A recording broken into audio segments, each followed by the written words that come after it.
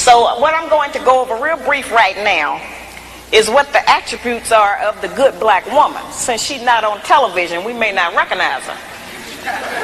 Okay. The good black woman has self-discipline. That's self-control. Let me make that real for you, sisters. We can start with our mouth. The good black woman can control her mouth. I have charged that we nag our men too much. We keep our men's head tied up so much with our petty grievances about our personal relationship that he don't have time to think and plan for our future. The men are not petty like that. They're not going to out-argue us. And it has been proven that verbal abuse is just as harmful as physical abuse. So let's not use our mouth to do that to him. The good black woman is courteous. She says, "Thank you, baby. I appreciate you doing that. I appreciate every effort you make. Try harder. I'm going to work with you. Thank you. I know you did your best." We can't get it if we don't give it. We keep wanting them to give us and do something for us that we refuse to do and give to them. It don't work like that. The good black woman has self-respect. She don't have to go out naked just to get the attention of a man. I have sisters all over the country, and they come up to me after the lectures, and they'll be talking to me, and they'll say, "Well, you know, all he think about is sex. All he think about is my body." I say, "Why don't you show him something else?" And then here's the really good one. They'll come up and they'll have on a weave. They have on false eyelashes, another whole face, false fingernails, and all of that. And then they'll say, "But I'm looking for a real man." Good black woman can pull a dress down without thinking that it devalues her. She doesn't have to use her body because she has so many other good attributes about herself to get the attention of a man.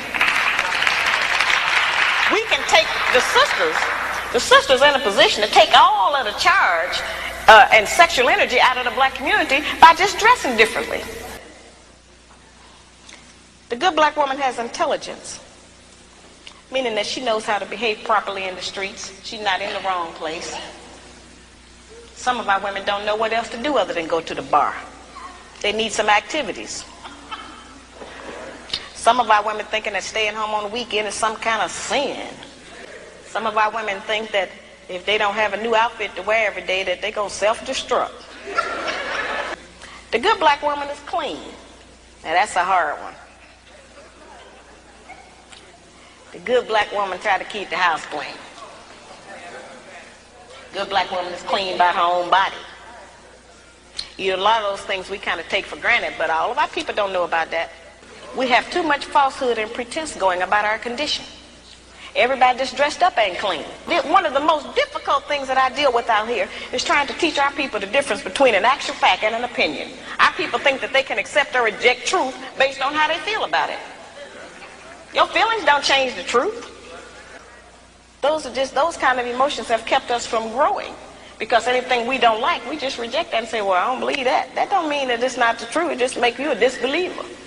The good black woman practices non-possessive loving. Now, y'all know that's a hard one. Now, envy is wanting what someone else has. And jealousy, of course, is just selfishness.